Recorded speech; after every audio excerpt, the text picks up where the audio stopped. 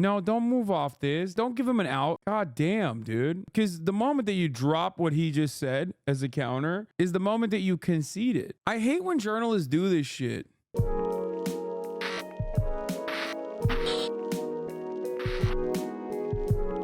saying it.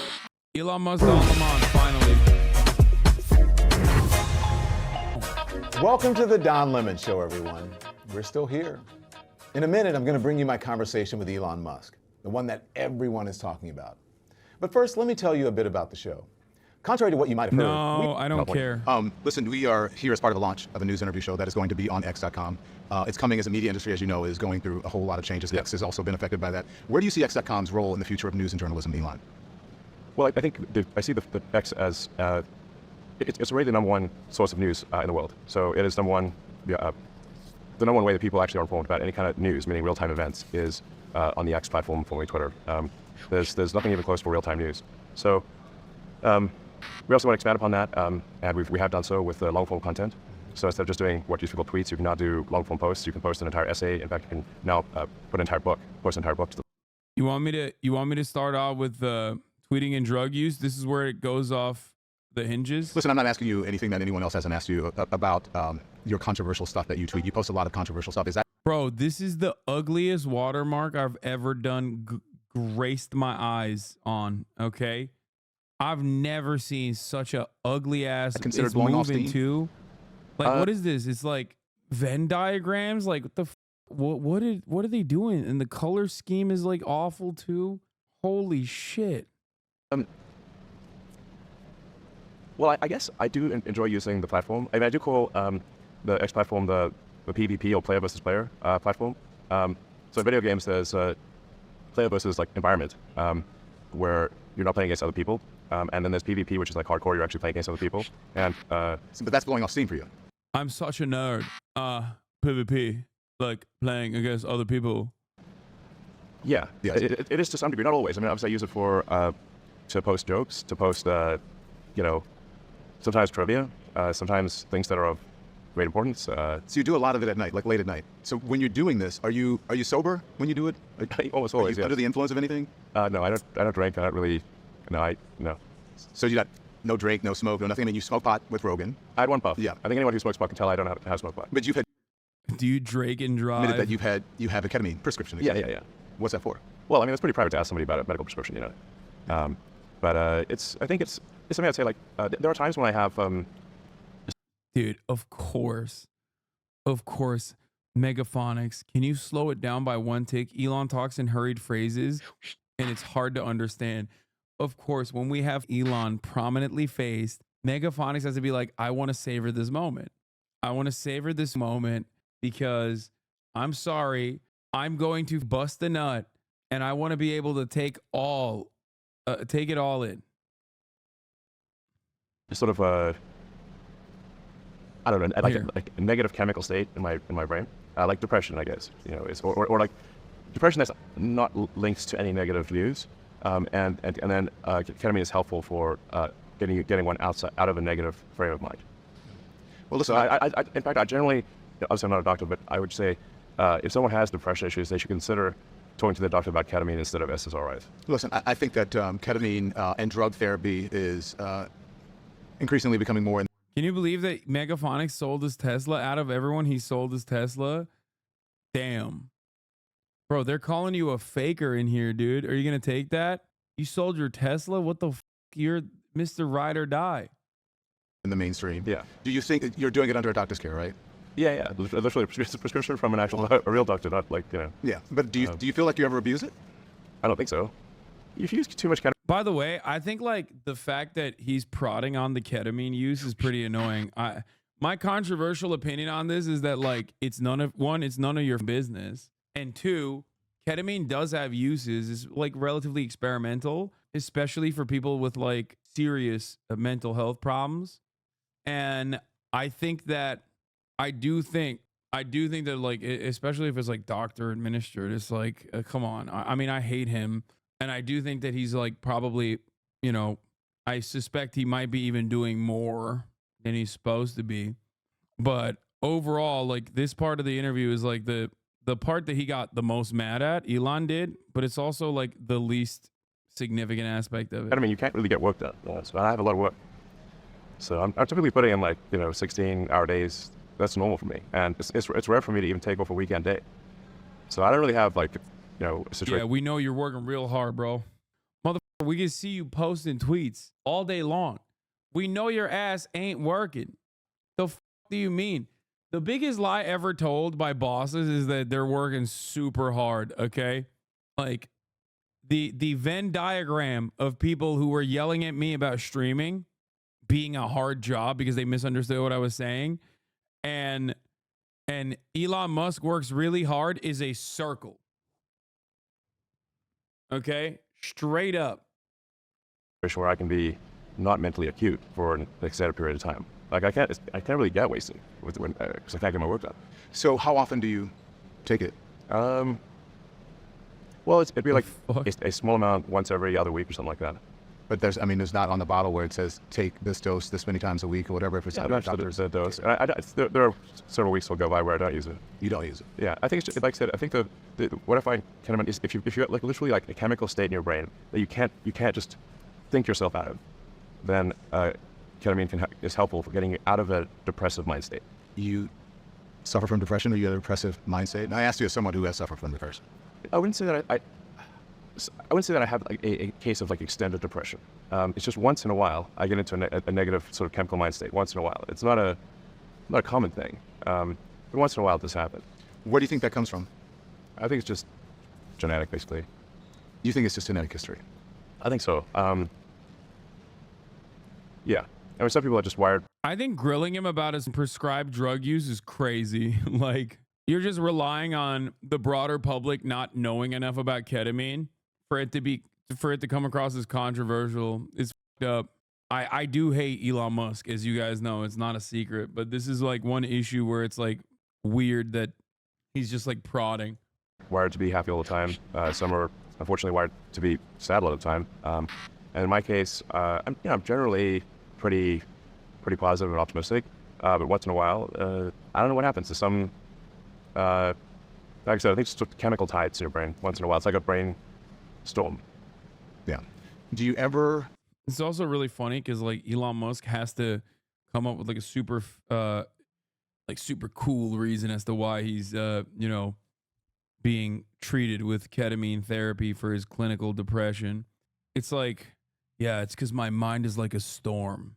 You don't understand it. Your mind is not like a storm, but my mind is like one. And that's why I need it to tame what goes on in there. Sometimes when I'm sitting by myself, my thoughts, they scare me. Worry that this may get in the way of your government contracts and clearances, and also and Wall Street as well. Well, from a standpoint of Wall Street, what matters is execution. Not really. Are you?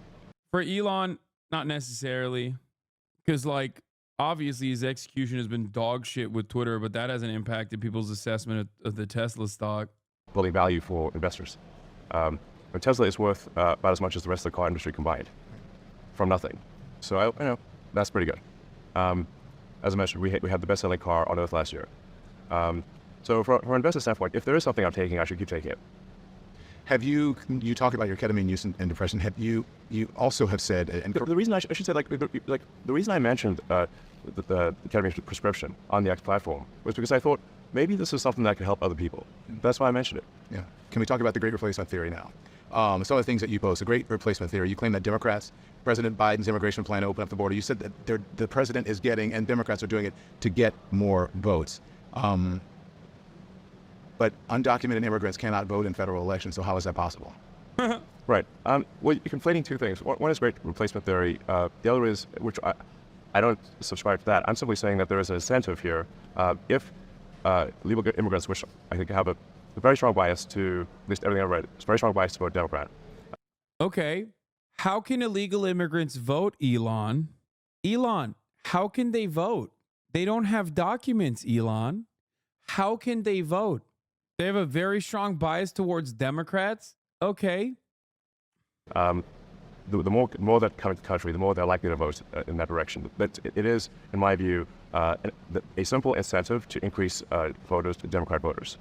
And yeah, so the question is like how? So there's a few ways that this works. One. It's so funny that this guy is like still celebrated as like a brilliant dude by the dumbest people you've ever seen in your entire life. It's like, dude, you have such a strong opinion on this matter and you haven't even done any of the reading. Like, you don't even know the racist talking points at this point. You're just like regurgitating what other dumb racists have said. Like, you didn't even look through the talking points to come up with like an answer. One is that when the census is done, the census is based on all people in an area, whether they are citizens or not. So if there are a concentration of people who came here illegally in a particular state or in a particular state, that state will actually then get an increased number of House seats. So the House seat apportionment is proportionate to the number of people, not the number of citizens. Okay. The number of citizens. Okay. So how does that work for Texas then? Shouldn't Texas have like an incentive for more undocumented migrants? That doesn't make no sense. So the illegals overwhelmingly go to places like California and New York. No, they don't. They go to California and they go to Arizona and they go to Texas. They go to New York now. At least like we're talking about border crossers. 52% of undocumented migrants are visa overstayers, like Elon Musk himself. But Texas hates undocumented migrants so much, they're shipping them to New York. 37,000 in Chicago and even more in New York, if I'm not mistaken on the numbers. And if you just look at the math, if you look at the apportionment with and without illegals, I believe California would lose. I believe the blue state, there would be a net loss of blue states of approximately 20 seats in the House. This also applies to the Electoral College. So you say, like, well, this also applies to electing the president, because the electoral votes are also done by apportionment the same way that House seats are done. But the reason, Elon, Deliberately misrepresenting him? Me? Why? What is he saying? Listen, the only illegals I care about right now are those illegally watching the broadcast at the top of the hour when there's a 3-minute ad break, okay? Don't be like that. Subscribe for $5 or for free with a Twitch Prime by connecting your Amazon Prime account to your Twitch account, okay? No misrepresentations, no nothing. If you think of chatter is going to catch me as a long-term community subscriber, hit me with a 2-parter, you can suck me, okay? You can suck me from the back. You understand? Yeah. Nope. Not today, son. Not today. Here's a 3-minute ad break now, bitch. Boom. Electoral College is in place is to balance that, so that doesn't happen. So what you're saying about it is the exact opposite of the reason why the Electoral College is there. The Electoral College at this point in our history gives people who are in smaller states and red states much more of an influence. Yeah, let's abolish the Electoral College, Elon. Let's abolish the Electoral College, Elon, if undocumented migrants are getting too much. I like that he talked about 20 House seats that the Democrats would lose, which I don't know about that analysis to begin with, but what the fuck would happen in Texas then? Also, if this was so beneficial for the representatives there beyond the economic impact, why is Texas shipping them off then? Influence over our elections than people who are in blue states, and the majority of the people in this country. That's what the Electoral College does. It actually does the exact opposite of what you're saying. It protects people who are in smaller states and protects people who are in. If unauthorized immigrants were excluded from the apportionment count, California, Florida, and Texas would, so it's actually 3. They would lose one less congressional seat than they would have been awarded based on population change alone.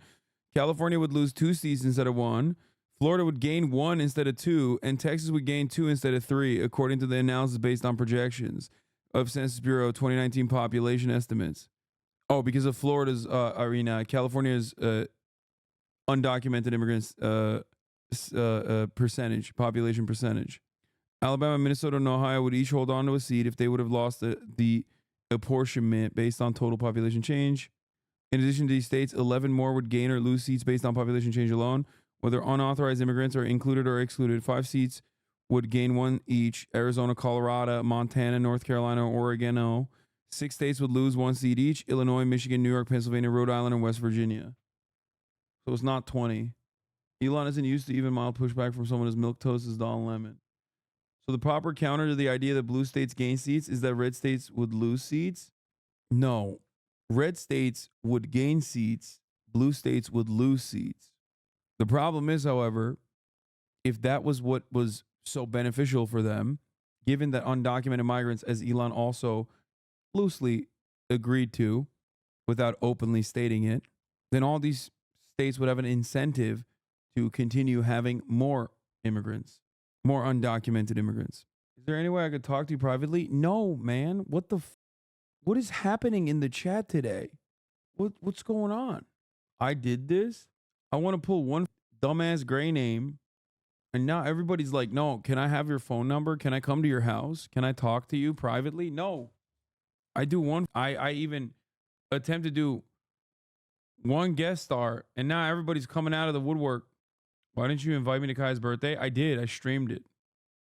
Red states. Well, The red states, because they tend to be smaller and less populous. I think that statement is Yeah, I mean, I agree. I think the solution is to abolish redistricting and also abolish the Electoral College. what you said is true, but what I said is also true, which is that if, as is the case, a disproportionate number of legal immigrants go to blue states, they amplify the effect of a blue state vote. And the math, as I understand it, and you can research this obviously very easily on it. It's pretty straightforward to research this. But my understanding is that there would be that the Democrats would lose approximately 20 seats in the House if illegals were not counted in census, and that's also 20 less electoral votes for president. So I mean, it's not wrong. It's wrong. The numbers are wrong, but it doesn't matter, because if that was the case, then they would open up their board. Red states could just easily open up their borders, or rather, you could just abolish the Electoral College if that's such a big problem. illegals absolutely do affect. What exactly have you done? What exactly are you doing to help Palestine? Dude. I already ran the top of the hour ad break. Okay? I did. You see? That's what I mean. Stop. I already did it. Don't try to debate me with this. I already did it. I already ran it. Okay? Who controls the House and who controls the presidency. It does not affect the Senate. Yeah. In blue states, you're talking about. I Yes. don't believe that your information on that is right. So listen, let's talk more about the Great Replacement, because the first time that you posted on X about this Jewish conspiracy, you ended up I apologizing. didn't call it a conspiracy. I just said that there's a simple matter of incentives. You don't need a conspiracy when you have basic incentives. In my view, there's a basic incentive that's fundamental that for the Democrat Party to foster and usher in a large number of illegals. And you don't need a conspiracy in that case, because you have a very basic incentive. You could say I'm wrong about that incentive, but that's my view. I'm not buying some great replacement theory. I'm simply saying there appears to be a very clear incentive for Democrats to maximize the number of illegals because it helps them win elections. I'm talking about the Oh my God. Oh my God. Oh my God. Democrats are carting and courting undocumented migrants in their states so they can get like 5 additional seats is so goddamn stupid. Okay. It's just idiotic. Doesn't make any sense, because the Democrats win the majority vote. They literally would benefit from having elections be played out. They would do better if we did away with redistricting and remapped all of the states with normal district boundaries rather than ones that benefit the Republican Party overwhelmingly. There are a couple cases where it benefits Democrats, but very few in comparison to how much Republicans benefit from redistricting. The reason why we count undocumented migrants in the census is because they're humans that live there. It's the same reason why we count prisoners in the census. Just because they don't have a vote does not change the reality that they're human beings. It's the same reason why we count people who are like H-1B visa holders, right? Because they're still human beings, and therefore they need access to certain funds. Okay? They're still going to utilize certain resources like roads as basic shit like that. Not only that, but they also, we count people who are under the age of 18 as well, regardless of the fact that they can vote or not. It is so stupid. Yes, prisoners in the United States of America can't vote maybe in some states, but across the board, they can't. Elon is unironically doing like a 3/5 compromise style solution here. Like, it makes no goddamn sense. Just because someone does not have the right to vote doesn't change that they're still a human being. Okay? And as a, oh my God, look, listen to this.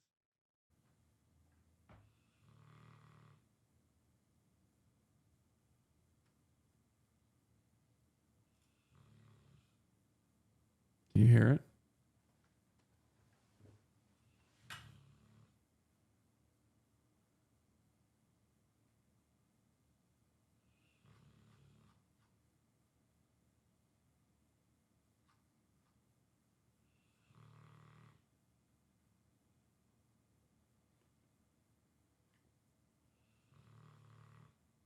Is louder than you think it is. I promise.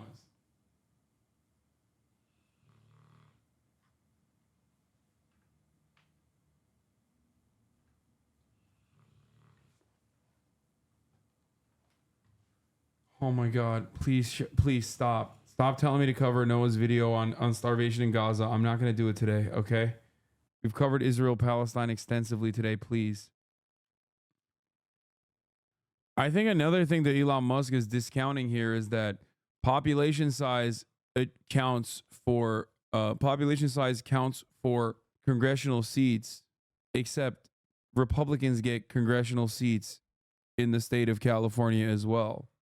But regardless, the reason why undocumented migrants, just like children under the age of 18, are counted in the census is because they're still human beings. And we have to account for their existence when funding certain things. Okay? That's it. No matter how much that dumb tries to claim it's for different reasons. And if it truly was an electoral problem, then the Republicans would be advocating to abolish the Electoral College. The Great Replacement Theory is also part of a Jewish conspiracy theory. And when you did the tweet, or you responded to the tweet about that, you ended up apologizing, and which I think is, it's good that you ended up apologizing. You went to Auschwitz with Ben Shapiro. Yeah. Right? So you said you learned your lesson. What did you learn? I said I learned my lesson. You said you learned your lesson when you apologized, and you said you went to Auschwitz. You saw what. No, I was already aware of these things. And the nature of my comment that Congress season funding for something are not correlated. You can do both separately. Okay, let's abolish the Senate then. The f do you mean, dumbass? Why the f does Wyoming get 2 senators and so does California? Okay, f it. How about that? 2 can play that goddamn game too. Yeah, I'm pissed. These motherfuckers are stupid. Oh, you're talking about Elon. I thought you were talking about me. I'm pissed too. This shit is so stupid, dude. Cows should be able to vote. Cows do vote. Wyoming votes like they have cows. 500,000 citizens, 2.5 million cows. The f are we doing? Hey, bruh. Yeah, I'm going to head out. Gave you a sub. Just to say again, I did think you came off a little anti-Semitic and mean-spirited in the Asian issue discussion. I said some dumb shit at first. My fault, but that's just my opinion. Gave you a sub. Good night, Mr. Piker. Kisses. No, I didn't come off as anti-Semitic, dumbass.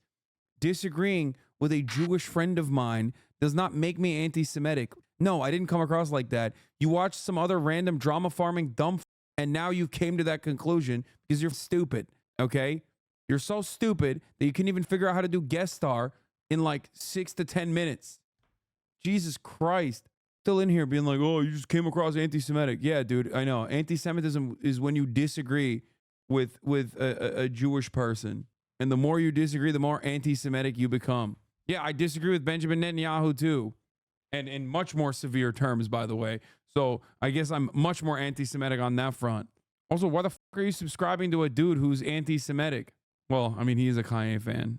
So this conversation is so stupid. I hate these idiots, but it's also very entertaining. Yeah, I know. Anyway, maybe he has the capacity to learn and change. Hopefully. I don't think he understands what a huge insult that is to someone like you, a good person, being anti-Semitic is disgusting. Exactly. Exactly. That's why it's gross. Like, it's one of the... It's just, like, so frustrating to just come in here and be like, oh, you came across as anti-Semitic. Like, get the fuck out of here. That really inflamed people. What I was trying to say, and I did very quickly clarify, this is what I'm saying, is that a number of prominent Jewish philanthropists fund groups that they should really take a closer look at funding, because some of the groups they fund, I think, are anti-Semitic. Yeah. Do you understand the connection between the two? There's a connection between, you said Democrats, a great replacement theory, but when it comes to the actual great replacement theory, originally it was started about Jewish people, as you said, flooding in the country. And then now people are using it for Democrats, saying the same thing about Democrats. Flooding. In my view, it's a simple matter of incentives. Yeah. I actually don't see an incentive for Jewish people to want to have legal immigration. I don't think there is such an incentive. The great replacement theory is a neo-Nazi trope. So wait, why did he like the Jews are replacing the population tweet then and said, I agree with it? I don't get it. It's in the neo-Nazi manifesto. It's in the Turner Diaries. It's referenced by the Buffalo mass shooter in his manifesto, where 10 people, black people, were murdered in Buffalo. His actual title is the Christchurch Shooters Manifesto. 51 people in the Muslim mosque were murdered. 23 people murdered in El Paso by a shooter who used the same language that you use in that manifesto when you say Hispanic invasion. Is that not? I didn't say an Hispanic invasion. You quoted a tweet that called it a Hispanic invasion. If I quote something, it doesn't mean I agree with everything in it. It's just something that I want. You quote tweeted it by saying, I agree with this. You didn't like just quote tweet it. You quote tweeted with it and you said you agree with it. You also responded to a bunch of tweets that had the exact same sentiment displayed in it that you said, that's so true, concerning. When he says concerning or interesting, I think he means like, I'm concerned with this tweet being on my platform. Yeah. With the great replacement, Jews are doing great replacement and it's coming back to bite them in the ass. His exact words were, you said the truth. This dog is dead, by the way. It's crazy how much she is sleeping way harder. Yeah. Okay, Jewish communities have been pushing the exact kind of dialectical hatred against whites that they claim to want people to stop using against them. I'm deeply disinterested in giving the tiniest shit now about Western Jewish populations coming to the disturbing realization that those hordes of minorities that support flooding their country don't exactly like them too much. You want the truth said to your face, there it is. 22,000 likes. Elon Musk turned around and responded to it and said, you have said the actual truth. 37,000 likes. I guess he wasn't agreeing with it though. Or this video, while they have us distracted, this is the tweet in question. While they have us distracted, a massive caravan is marching to storm our border. This is not a crisis, it's an invasion. The scale of illegal immigration across the U.S. southern border is staggering.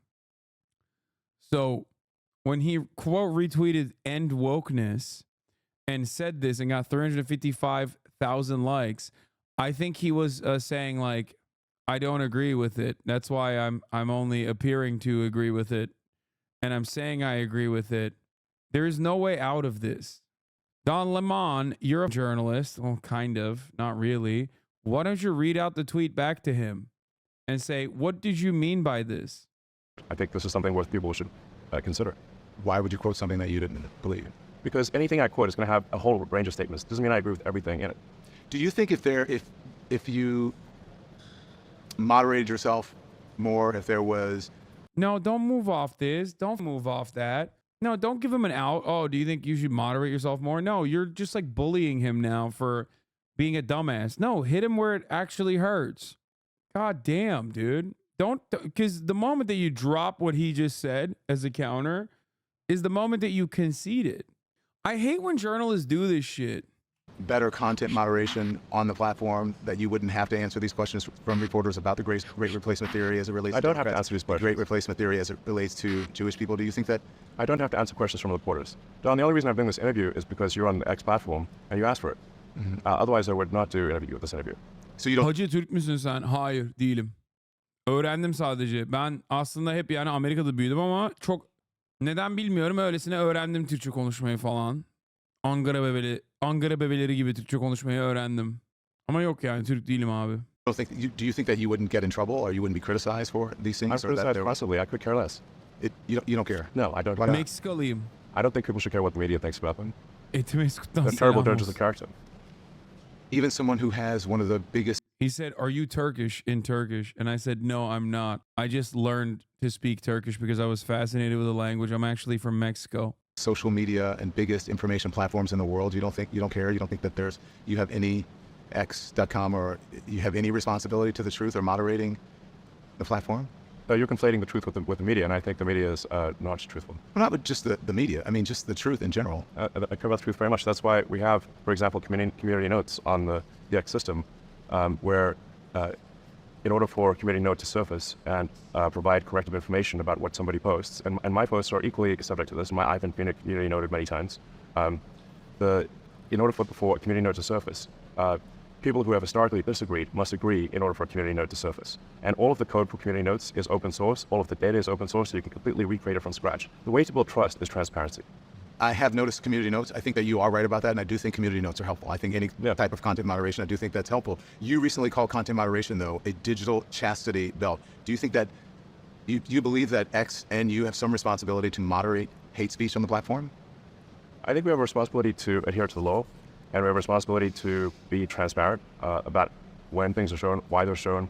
That's why we open source our algorithm.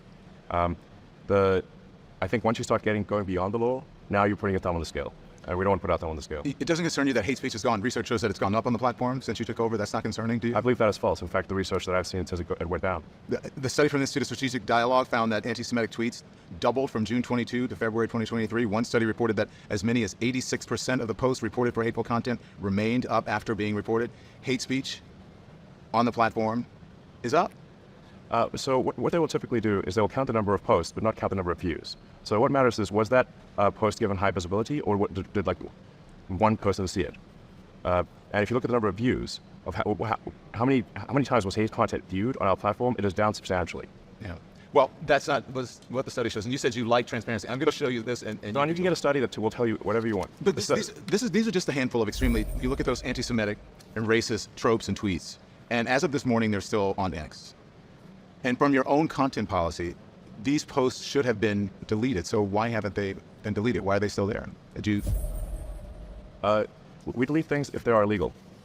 But these have been up there for a while. Are they illegal? They're not illegal, but they're hateful, and they. So why did he restore the account of a dude who watermarked the most like famous version of CSAM would be my question, considering that like they posted it and they were banned, and then you petition to unban them.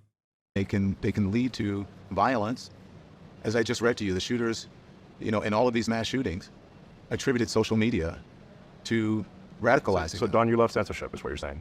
No, I don't love censorship. Then why are you asking? I believe in moderation, but I don't believe in censorship. Moderation is a propaganda word for censorship. But don't you think free speech is one thing, right? Or not? Look, if something's illegal, we're going to take it down. If it's not illegal, then we're putting our thumb on the scale and we're being censors. You're putting your thumb on the scale for moderating hate speech. I mean, you don't put out child pornography. That's not. It's illegal. Some people would say that's considered censorship. I'm just saying. No, I literally, Don, I literally said, if something is illegal, okay, we will obviously remove it. Okay. He's saying that he's hiding behind the legality argument as it pertains to anti-Semitic hate speech manifesting on his platform. Obviously, he has to remove it in like places like Germany. So the question should be, okay, I don't care about the legality. I care about what you think. Do you think this stuff is good to have on your platform? And if you like, do you agree that it should be illegal? It should continue to be legal. Do you disagree with the German argument? Why don't you fight against Germany? L streamer. This is true. I am an L streamer. I agree. You're L. You do agree with me. I am an L streamer. But if it's not legal, the laws in this country are put forward by the citizens. We're a democracy. If those laws put in place by the people, we adhere to those laws. Okay, I agree. To the laws of others. If you go beyond the law, you're actually going beyond the will of the people. Okay, agreed with the law. But if you are doing something that promotes hate and violence and ultimately leads to killing, you don't feel you have any responsibility not to do that? When the people who are doing it admittedly are saying there's articles all the time that lead to violence and killing. Don't they? Shouldn't they? Like you're applying a differential standard to. But that would never be in mainstream media. These types of images, that type of language, those things would never be. We'd never. When I was in mainstream media, we'd never promote things that would be anti-Semitic. We would never promote things that would. Anti-Semitic either. Did you not see those? You said promote. If content is on the platform, that doesn't mean we promote it. But that wouldn't be on a platform for mainstream media at all. No, but you can think of that's because the mainstream media has like, whatever, 20 articles a day. We have 500 million posts today. Okay, 500 understood. million. Does it bother you? How do you feel about that when you see it? I obviously disagree with that. I think it's not good at all. It's terrible. But you don't want to get rid of it on the platform, or at least moderate it. The rules, what you're suggesting is censorship that goes beyond the law. And what I'm saying is that I guess have a disagreement, because I do not believe. I'm shocked at how he's having a hard time with this dumbass. I actually, because he's not a very smart guy. Like, even like earlier in the conversation, he's talking about like great replacement. Elon very clearly has said things that go far beyond just like, oh, Democrats are taking advantage of the Electoral College by allowing undocumented immigration. He could have easily said, okay, well, if that was the case, then Republicans would be advocating to end the Electoral College, but we both know that that would actually hurt them, and that's why they don't advocate for that. So clearly, this is beyond such sensibilities. It has something to do with the race, the perceived race of what the undocumented migrants are, which you know as well, because you've talked about the culture of the people that are coming in, or at least agreed with the culture argument of the people that are coming into the country on numerous times. Another area where he flubbed was like his own personal assessment. Like, he should have held his feet to the fire, held him accountable for the things that he said, specifically as it pertains to the great replacement boosting that he's done, the narrative that like migrants are invading the country, things of that nature. Just read back directly to him his quote retweet. Beyond that, he should have also talked about, especially like the illegal stuff. He should have asked him why he personally played a role in reinstating the account of Dom Lucre, a person who watermarked his own child sexual abuse material. Child sexual abuse material that is so famous, so infamous, that having it on your computer immediately puts you in prison. Okay? Dom Lucre not only has it, he watermarked it and he distributed it on your platform, and you personally played a role in reinstating his account. What's going on there? Why'd you do that? That was illegal. And censorship that goes beyond the law, and you do. We have a difference of opinion in that regard. I understand that, but these are your own rules on your own platform. These go against the rules on your platform. That's why I'm asking you. If you said, listen, we allow everything, but that's not what your content rules say, and that's why I'm asking you, why are they still there? Your own content policy. That's why I'm asking you that, not because. Which part about content policy says that we should delete these things? Your content policy talks about hate speech. Yes, we don't promote hate speech. And so you don't consider that hate speech? I guess you're not understanding what I'm saying. If there's, you can find, like, you can sign up right now and do 100 things that are hateful. But if nobody reads it, it doesn't matter. That's your argument? Okay, what if everybody reads it? Then you're technically promoting it, I guess. Also, you have personally promoted hate speech. God, that's so stupid. That is such a dumb argument. Oh my God. Dude, this is literally Mr. Bonicello's argument about saying the N-word in the vacuum of space if no one is there to hear it. Also ironic because Mr. Bonarelli also says it in public on the Twitter platform known as X, formerly known as Twitter, all the time. But on the principle, he's talking about it like it's only happening in a vacuum. So you can think of X as being, it's much like the internet. It's not some tiny publication with like 20 articles a day. It's 500 million. But everyone has the opportunity to read it, Elon. I think everyone has the opportunity to read the internet. Oh, you said it's suggesting we should shut down the internet? No, but you don't own the internet. I'm asking you about you and your responsibility on your platform. And so I see how you feel now. You don't agree. We don't agree on this. Yes, you want censorship and I don't. No, I don't want censorship. Yes, you do. No, I want responsibility. I think there. You desperately want censorship. No, if I want censorship. You want censorship so bad you can taste it. No, that's not true. It's not true. I think that there's right and wrong. And I think that when you have a platform that's as big as yours and as powerful as yours and as influential as yours, and you are a person of consequence to the world with what you do, that there is a certain responsibility that goes along. No, boo boo. You want censorship. I know it. Like literally child brain. Sometimes I say, perhaps falsely, that a lot of these guys act dumb so that they can appeal to a much dumber audience because stupid people are easier to sell to. This is not one of those moments. I think Elon Musk is just that dumb. Like, I think he is that stupid. I'm realizing that. I think he just lucked into how perfectly stupid he is in the ways that he is. that like he is so appealing to even dumber people. along with what you have on your platform and what you put out to the world. And I think that's important. You don't see that responsibility. I think we have a responsibility to adhere to the law, and if people want the law changed, they should talk to their elected representative and get the law changed, and then we will adhere to the law. Okay. But if you want us to go beyond the law, that is us deciding to be censors. So- and I'm against censorship. I'm in favor of freedom of speech. Yeah. And freedom of speech only is relevant when people you don't like say things you don't like. Otherwise, it has. He's also personally talked about shadow banning or limiting the reach of certain kinds of content. So he definitely is making that decision personally, despite acting like he's not. Or maybe he isn't. I don't know. No meaning. But I do think that there should be guardrails. And I believe in free speech as much as you. I would Very fight. I don't disagree. I don't agree with a lot of what you put out on social media, but I will fight for your right to be able to say it. Great. Yeah. Okay, so listen, let's talk about diversity, equity, and inclusion. All right, that's been a target of yours lately on X. There was a repost of Ben Shapiro that you claim that DEI is killing people. Specifically, you point to medicine. You claim that DEI programs are putting people at risk. Do you really believe this to be true, and what evidence do you have to support it? What I was referring to there was that if we lower the standards for doctors, such so that they, if the test for a doctor is lowered, then the probability of them making a mistake and killing someone. I really think Don Lemon is a bad person to do this interview with. I think he's doing a bad job. I am not confident that he's going to do a good job of like defending DEI or whatever. And I kind of don't want to watch the rest of this interview at all. But I'll continue. Obviously going to be higher. Wait, say that again. I'm not sure I understand what you said. I want to make sure I understand what you're saying. Yes, if the standards for passing medical exams. Who'd be the best? I would do a much better job of interviewing Elon Musk. I mean, it would never happen for that reason. But yeah, 100%. And becoming a doctor, or especially something like a surgeon, if the standards are lowered, then the probability that the surgeon will make a mistake is higher. They're making mistakes in their exam. They may make mistakes with people, and that may result in people dying. What evidence do you have, though, that they're lowering the standards?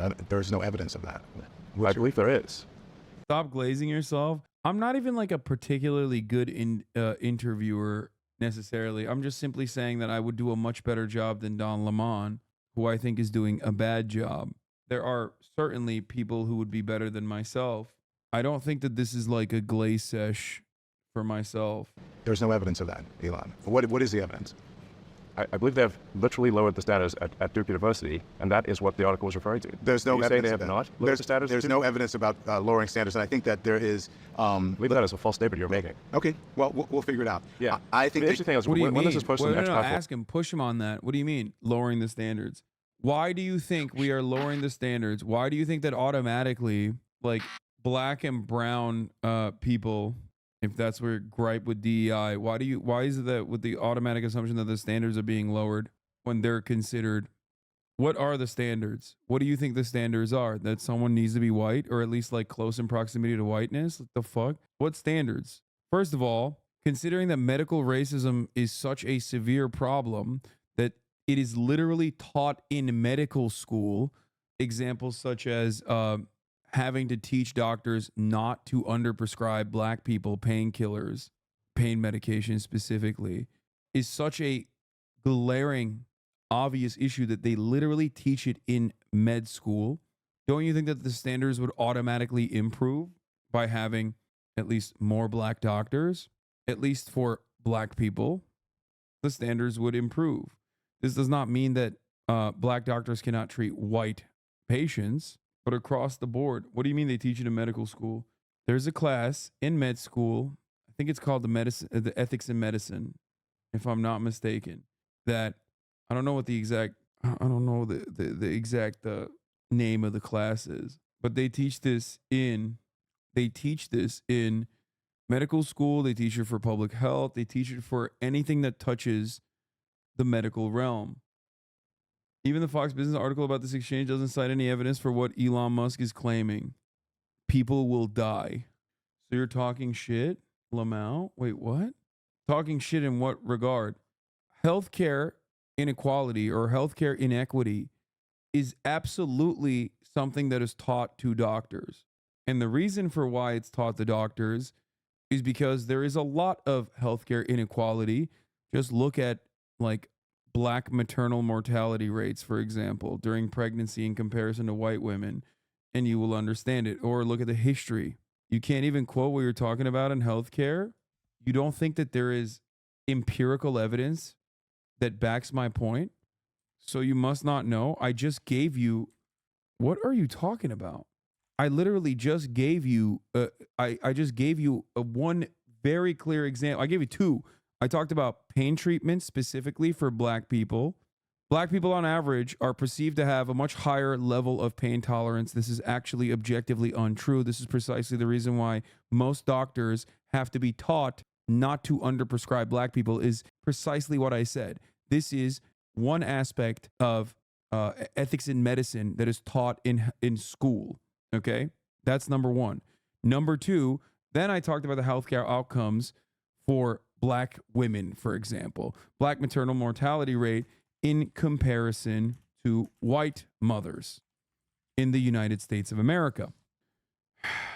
In 2021, the maternal mortality rate for non-Hispanic black, subsequently black women, was 69.9 deaths per 100,000 live births, 2.6 times the rate for non-Hispanic white, subsequently white women. Unless you think the Centers for Disease Control and Prevention is not a good place to look for this kind of empirical evidence. The inconsistency in medicine in a developed nation like the United States of America is only born out of the lack of adequate care. This one, by the way, this is one example. Oh yeah, medical ethics and professionalism. Medical ethics and professionalism, MA 750. First year required course provides an overview of major ethical issues that arise in the practice of medicine, medical education, and medical research. After an initial whole class introductory session in amphitheater, the course is taught in separate sections of 10 to 11 students, run in a graduate seminar format. They introduce students to the core elements of ethical reasoning around issues such as confidentiality, truth-telling, genetic testing, rationing, professional boundaries, conflict of interest, informed consent and treatment of research, and end-of-life care. Readings are required for the preparation of each session. Here is a PubMed article on racial bias in medicine. Racial bias in pain assessment and treatment recommendations and false beliefs brought about biological differences between blacks and whites. Where's that chatter? What's this chatter's username? Currently in medical school, definitely an emphasis on health disparity in the curriculum. Also, people are falsely equating getting into medical school with graduating residency, in which the requirements of training are very rigid. But where is it taught? I'm said you couldn't remember, but where is it taught is where I'm said, where I'm at. You said you couldn't remember. No, I said I couldn't remember the exact name of the class in medical school, in med school, which differs from med school to med school. But the examples I gave you, if you were smart enough to understand how communication works, you would have already came to the conclusion very quickly when I gave you not one, but two very common examples of the types of ethics in medicine that is taught to not only doctors, but also anyone that is involved in healthcare, including public health, okay? That would have allowed you to, through deductive reasoning, through logic, that I know what the fuck I'm talking about, and you don't know what the fuck you're talking about, okay? But you hyper-focused on me saying, I can't remember the exact name of the class, which, by the way, I was pretty close on, regardless, to imply that I don't know what the fuck I'm talking about. Then you snarkily said, tell us, so you must know. In the process of which, I also gave you the exact data on what the disparities are, specifically on black maternal mortality rates in comparison to white maternal mortality rates, and you're still hitting the, oh, you just didn't remember. No, you didn't understand. See, the difference is you're stupid. And now you've made your stupidity everyone else's problem. Do you get it? I'm here to tell you that as a stupid person, you can do what many stupid people do, myself included. When I'm out of my element, you know what I do? I do a whole lot less of this and do a whole lot more of this. I shut the fuck up and I listen, and maybe I learn some new things. Okay? Do you understand? I know your parents probably, as an American citizen, if you are an American, I don't know, maybe told you that your opinions are perfect and special and that they must be heard no matter what. Okay? And people have to address what you have to say, no matter how stupid those opinions are. Okay? But sometimes You need a little bit of medicine. Okay? You need a little bit of medicine. Like you. Exactly. Like me. There are many instances where I'm stupid and out of place. And I recognize that. So I shut the fuck up and I listen. You are in that pocket right now, but instead of shutting the fuck up and listening, you're still thinking that you're owning me. You are too stupid to recognize that you are the one who is being owned. Now, let me tell you something. Okay? This is how you will become a smarter person. I promise. You will become a smarter person by not doing this every time. I promise. Even if you're not a smart person, other people won't recognize that you're stupid if you don't speak out of turn like this. Do you get it? It's a really, really cool way. It's a really cool way to make people think with this one simple trick. It's a really cool way to make people think that you're actually much more intelligent than you actually are. It's called shutting the fuck up and not letting everyone else around you in your immediate vicinity learn exactly how stupid you are. I promise. It is a life hack. I'm giving you the how-to. Now here's the thing. I don't think you're going to listen to me. I have a feeling you did not learn this lesson, but I hope it sticks with you. Okay? Even if you don't practice it right now, if you try it tomorrow or the day after, you might like the results. People will think you're cool and mysterious. You know what I mean? Instead of people will know how dumb you are. Yeah. Allow others to imagine your intelligence by keeping quiet rather than opening your mouth and removing all doubt. There you go. You are correct. It is called ethics education and is part of curriculum in medical schools. Anyway, hopefully this was an educational moment for many in the chat as well. Not to just not come up against me, because there might be instances where you guys know more than me on a particular subject matter. This is not one of them. Although if there are current MD students, they will probably know more than me, but I doubt that any current MD student would come in here and tell me that the ethics courses that are taught in their curriculum is actually non-existent in order to win a Reddit argument. Anyway, now the reason why I talked about ethics in medicine to begin with was because I wanted to explain to people that yes, across the board standards would raise, specifically for black patients, if there were more black doctors. Black people are historically and currently marginalized in this country. So having black doctors would do away with some of the necessity for medical ethics being taught. Because after all, no matter how well you learn a particular subject, there's still going to be gaps in your knowledge. That would raise the standards. I've given you one example of how standards would raise in this circumstance. As far as I understand, there are no standards that would be lowered by opening up avenues so there are more black and other non-white doctors. There will be a whole bunch of things that rebut what you said and what I said. Right. And so people can then make their own decision based on the replies and the rebuttals and the community notes. I think that's fair. But I do think that on this particular topic, I do think that you and Ben Shapiro are reaching in about this, because there was what Ben posted said that he gave instances of people who were deliberately harming people. Nowhere in the thread does Ben suggest at all, I should say, that anyone is being killed as a result of DEI. That's purely speculative. There's research on DEI in medicine, and there's no evidence that standards are being lowered, that DEI is affecting medicine. Actually, only 5% of doctors are black, and a small percent. Yeah, I think you'll find that when this is posted to the X platform, that people will reply to it with evidence. Okay. Maybe I'm wrong. Let's see. Okay. So, but Don't worry, Don. They'll post the racist evidence in the replies, in the community notes. Which, by the way, if they go against me and you put them on my tweets, I will delete them, which he has done, by the way. that's my whole thing about moderation. Maybe you're wrong, but you'll put it out there. You don't know if it's right. But you think that your responsibility to make sure something is right before you, the person who owns it, Elon Musk, who's a huge figure in the world, that you should know that it's true, that there are people at X who can get research for you before you put something out there like that. That's not necessarily true, even in other examples.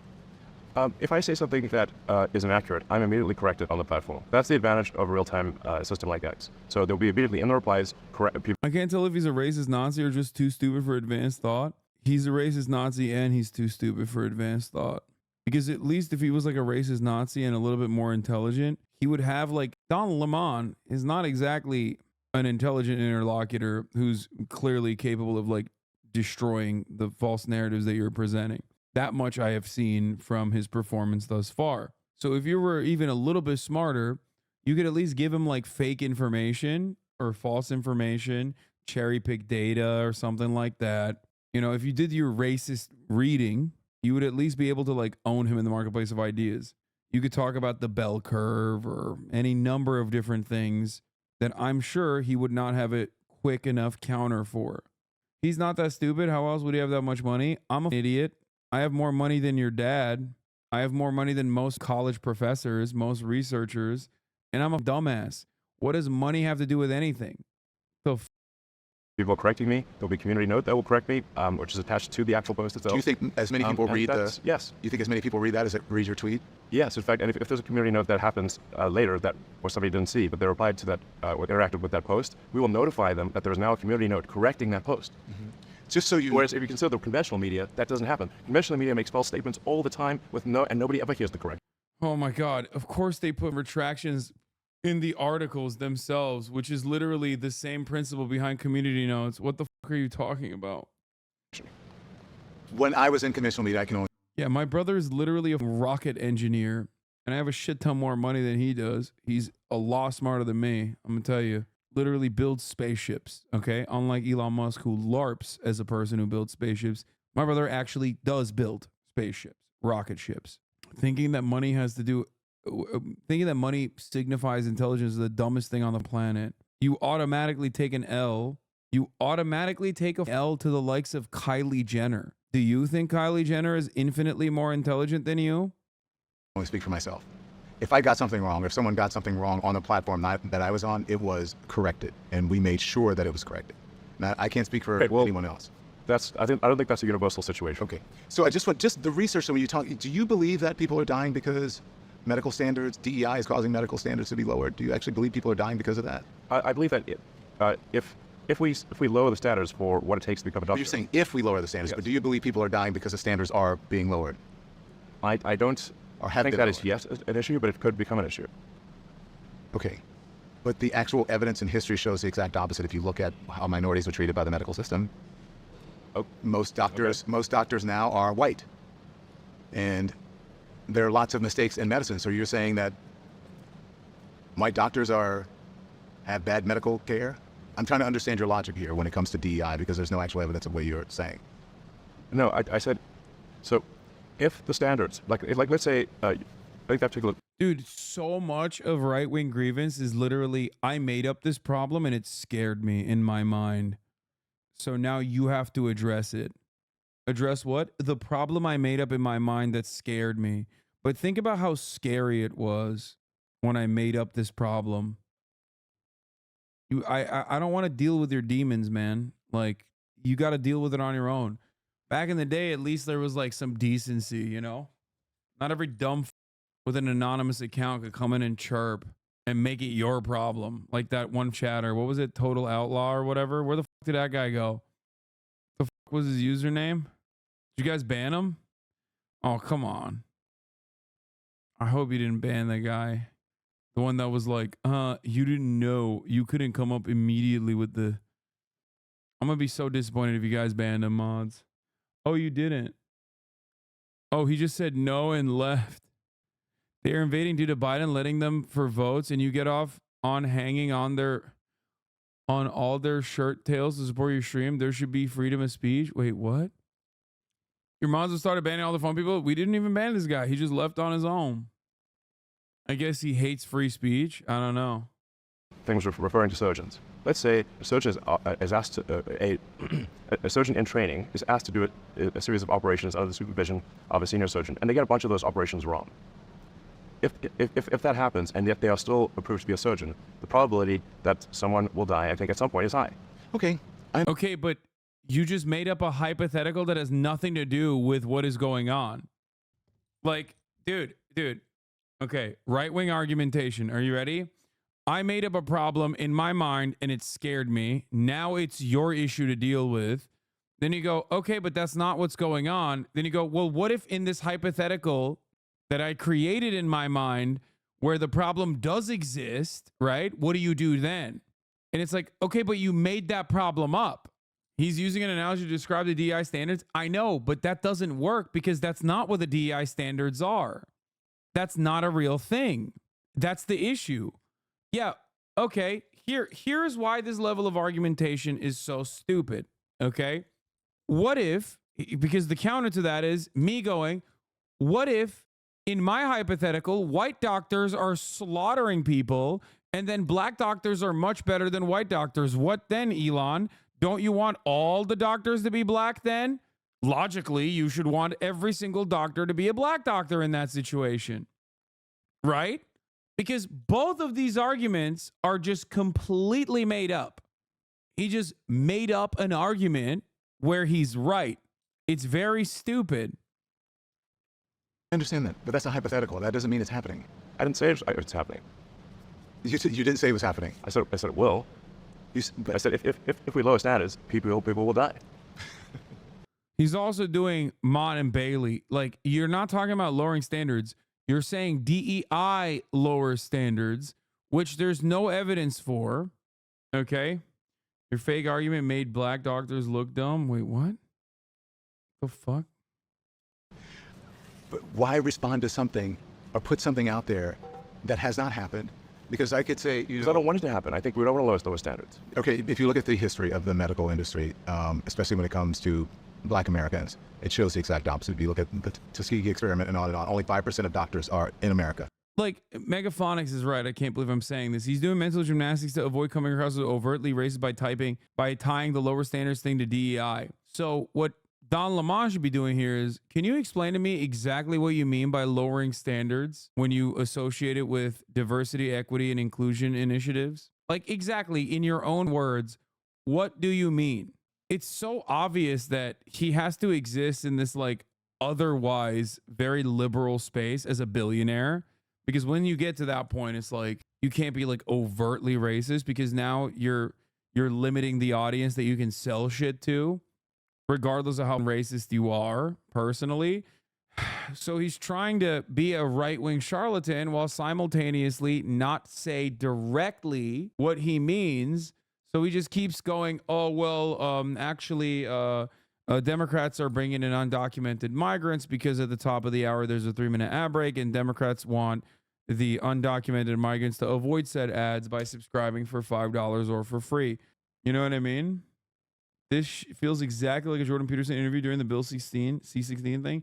No, it's worse. Because at least Jordan Peterson has done the reading to like be able to come up with like racist secondary conclusions and like he's done the racism. He's read the racism manga. He didn't just watch the anime. Okay. And Jordan Peterson back in the day at least did a good job of never being pinned down on a question, but would like simultaneously hit the liberal adjacent notes in a way that didn't offend the sensibilities of other like racist people or bigoted people that also still wanted to maintain the facade that they are liberals.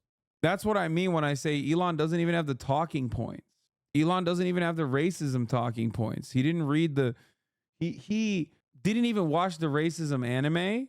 He basically like saw the racism anime, like snippets of it, and is just like trying to recall moments from the racism anime. He didn't even read the manga. He did not read the original stories. He knows nothing. Yeah, he did one of those like TikTok summarizations that's like 3 minutes long for 8 seasons of an anime.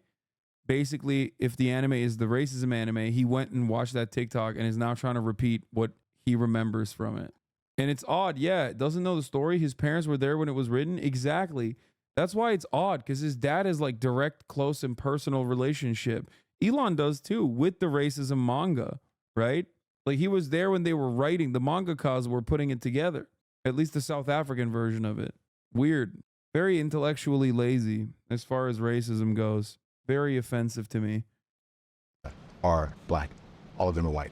So are you saying that if the majority of doctors are white, are you saying that and there's still these inequities, right? And there's still mistakes. Are you blaming DEI for that? No, I'm very basically saying that if we lower standards for what it's Yes, dude, just ask him what he means by lowering standards for DEI. Just ask him that. Takes to become a board certified surgeon or an oncologist or something where the kind of disease we're talking about, if you make a mistake, causes someone to die, then Okay, what would lead you to believe that DEI is doing that? more people will die than if we don't lower the standards. Therefore, we should not lower the But standards. why do you think they're lowering the standards for minority doctors or women doctors or? That's what that's what that article suggested. Yes, at Duke University. Okay. The evidence that I have shows that that's not true. So Okay. listen, after the door blew off this, Wait, what? That's it? Don't move on from that. Don't move on from that at all. Do not move on from that, please. That thing he's talking about isn't even real, by the way. I Googled Duke University DEI lower standards, expecting this on some right-wing rag covering it, and I found absolutely nothing. Does anyone have the article? I want to look at it. Because Duke literally has DEI initiatives. Number one, Duke University, specifically the School of Medicine, also has diversity, equity, and inclusion programs. Like literally every college does. So what's up? There was advertisers. This is not an article. This is Ben Shapiro talking shit. DEI medicine means that if doctors injure patients, they might still be protected, even promoted. Like, this is made up. This is what Elon was saying. This is just made up. Ben Shapiro made this up. I can't stress this enough. This is not an article. This is a guy talking shit, like in a very racist way. You cannot source this. You cannot point to a Ben Shapiro Twitter thread. Oh my God. Primary evidence from the GOAT? Yeah. You're right. My bad. My mistake. This is the post in the thread he's citing. Both UPenn and Liu's medical school, Wake Forest, have attempted to hide Liu's hiring. What? None of this destroys DEI at all. This is not a study. This is, again, Ben Shapiro cherry picking data. I'm losing my goddamn mind. Ramon adds that post George Floyd, Duke made a concerted effort to stop hiring so many walls of white men. He says the team is now abandoning all sorts of metrics and adopting completely holistic application practice in order to recruit more women and non-white surgeons. Oh my God.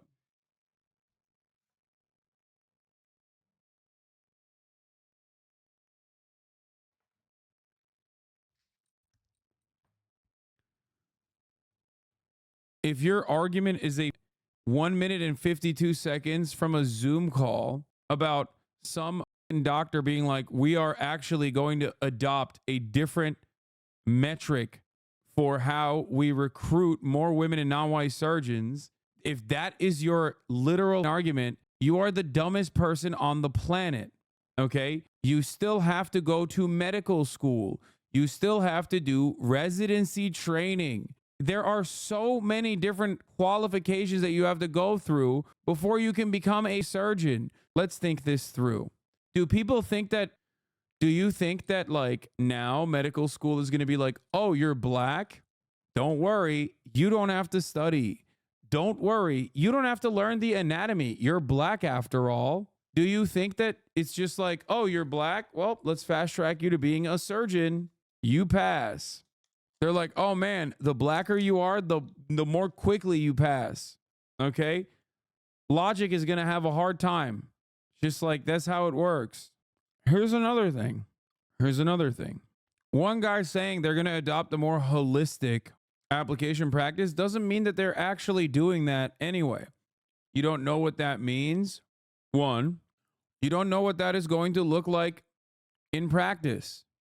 Two, it's just like when people look at the World Economic Forum saying shit like, we need to lower our carbon footprint. And then people going, they are Satan spawn that want to do socialism and permanent first world genocide. No, they do not. They're simply saying that they want to lower carbon emissions. They're doing that for marketing. Okay? That's it. Following our investigation, Duke Medical School is taking down the videos, and one of his doctors, Vignesh Raman, admitted to abandoning all sorts of metrics and hiring surgeons for the sake of DEI. Unfortunately for Duke, we save copies. As Elon Musk aptly put it, DEI puts the lives of your loved ones at risk. We reached out to Duke, Ramana, North Carolina Attorney General, for comment, and are in touch with the U.S. Representative Bishop, who intends to ensure the laws are fully enforced. Oh my God. This is what politics is. in the United States of America. This is what it has become. This is it. I heard something that a dude said in a Zoom call. I'm mass blasting it out into the world to fit my narrative. And now we got to get other people involved. We got to get them to look into it because it seems like this is going to cause people to get butchered. Mid-flight, Miss Alaskan Airlines flight. Do you remember that? You responded to a post claiming that the average HBCU grad was less intelligent than the average airline pilot, and stated that it will take an airplane crashing and killing hundreds of people for them to change this crazy policy of DIE. I don't know if did you misspell it on purpose, which it should be DEI. Do you believe that women and minority pilots are inherently less intelligent and less skilled than white male pilots? No, I'm just saying that we should not lower the standards for them. Okay. But there's no evidence that standards are being lowered when it comes to the airline industry. You've repeatedly said that there's no evidence that standards are being lowered, and watch the replies showing all the evidence that it is. That's not an argument, man. You can't have an opinion this strong, that is this nonsensical, that is this bigoted, and then your reply to it is, well, my reply guys on Twitter got me. That is crazy. What the fuck? Do you not have a single thought of your own? I mean, he's literally saying, like, I don't know these things, but the dudes on Twitter who are like much more racist than me that did the racist reading have the replies for you. Okay, well, you are having a conversation with another guy. Oh my God, this is literally the Bonarelli versus Norman Finkelstein debate all over again. A guy that's like completely out of his element, completely just oblivious, trying to talk to a guy who's also, I mean, with Norm is obviously incredibly intelligent, especially as it pertains to encyclopedic knowledge of everything that has happened in Gaza. But like, he literally is turning around and going, openly admitting like, well, I don't even have the talking points. I got Twitter shooters though, and they will give you the talking points. It's like, why did you say it then? Why did you agree with it? Why, like, do you not have a single independent thought in your own mind? What the fuck is happening? You should be embarrassed to retort like this. I originally didn't want to watch this video, but I'm glad I did because holy fuck, it's so much dumber than I thought. He is so much dumber than I thought. And Don isn't even that good at like holding this conversation.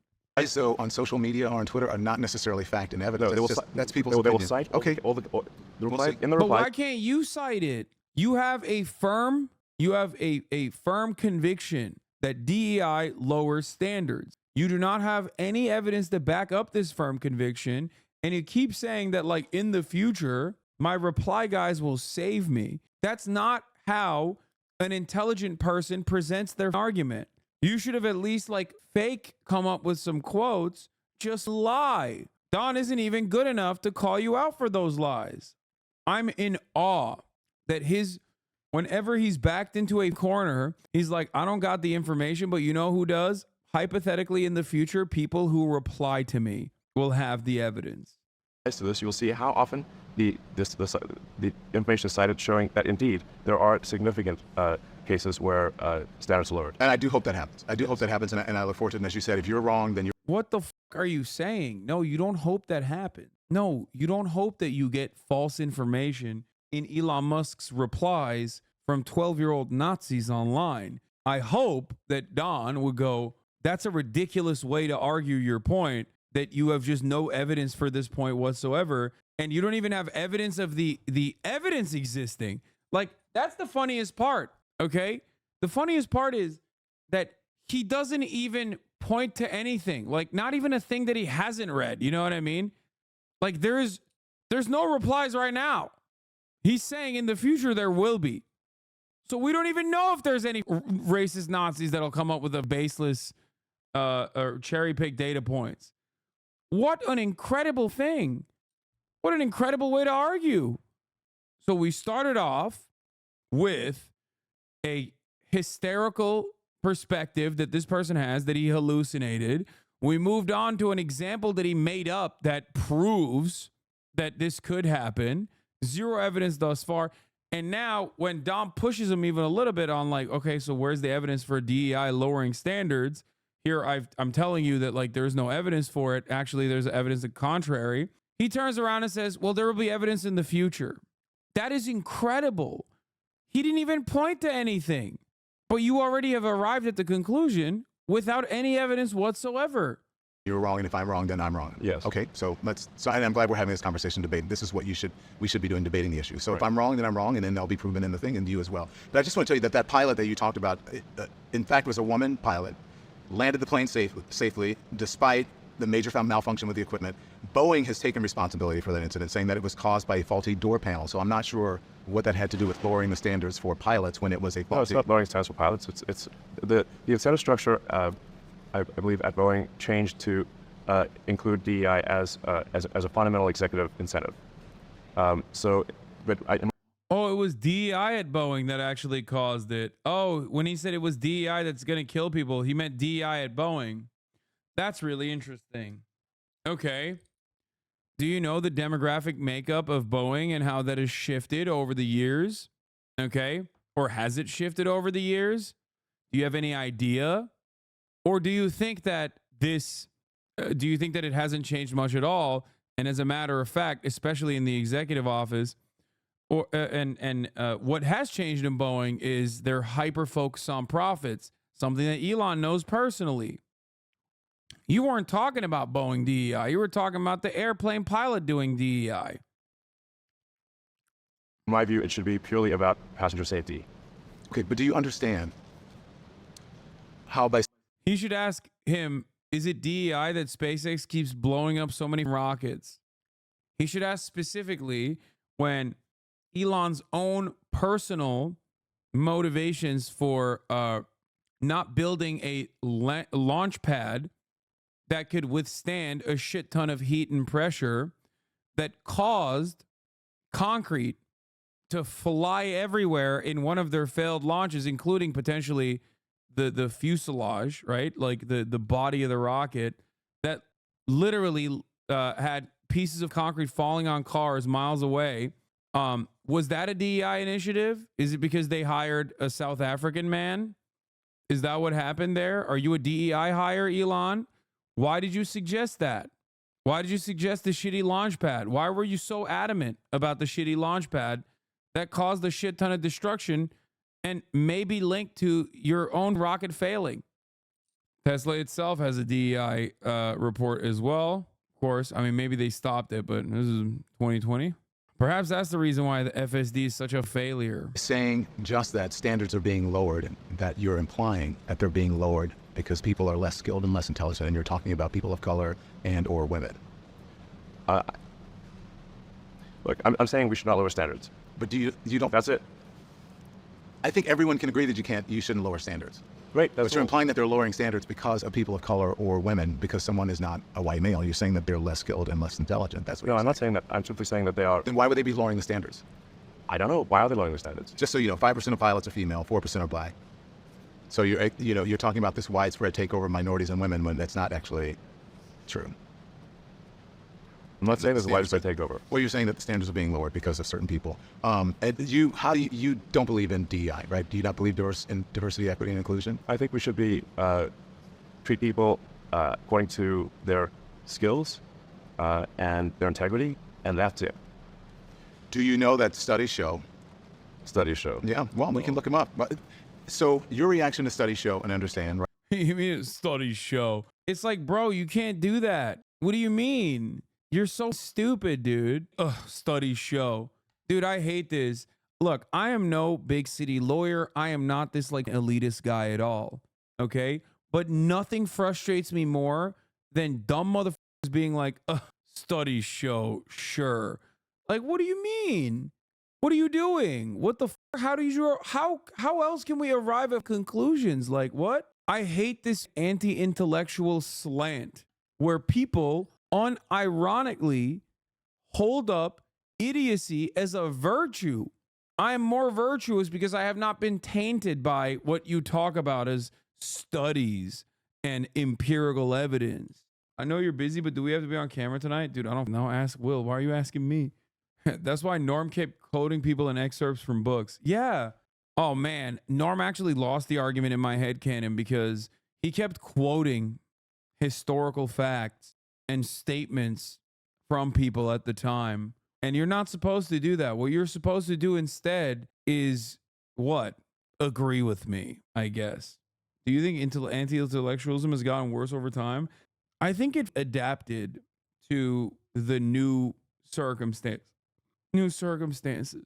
That's what I think happened. Like, it always existed, but now with the internet, like I said, because you're anonymous and there's like no way to understand that the person that you're talking to is the biggest dumbass of all time, a lot of people with that anonymity can take advantage of that anonymity and present themselves as like communicators who are grounded in logic and reasoning. COVID, I think, really accelerated the anti-science narratives, but it is very odd that a guy who literally hires scientists and engineers to build that shit behind them is over here being like, without scientific achievements, without any kind of interest in like evidence whatsoever, you couldn't be able to build that.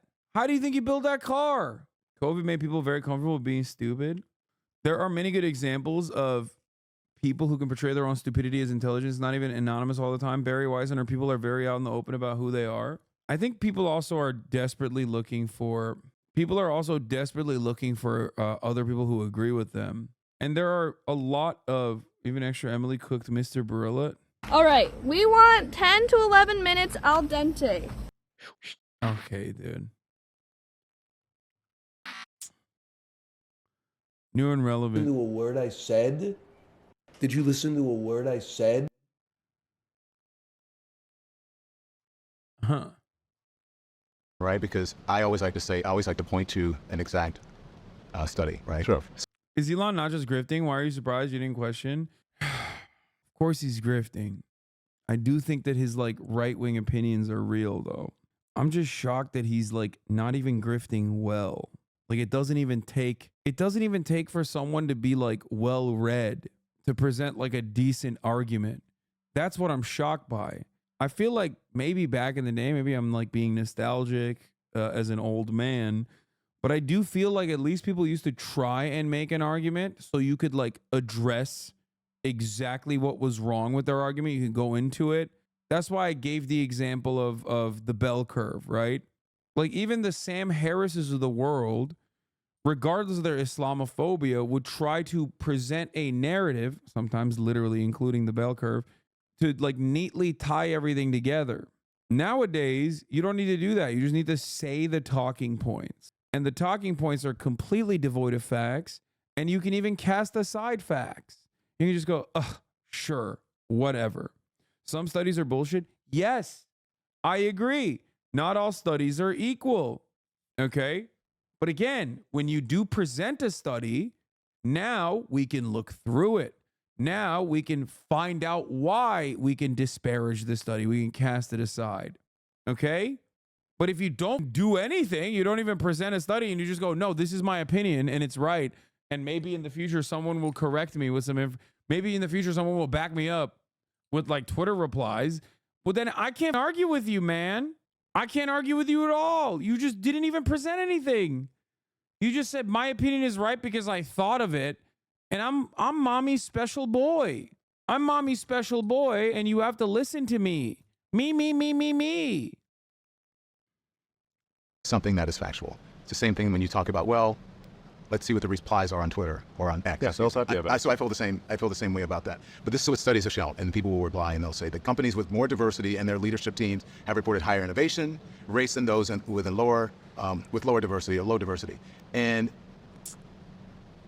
they're better companies and they make more money.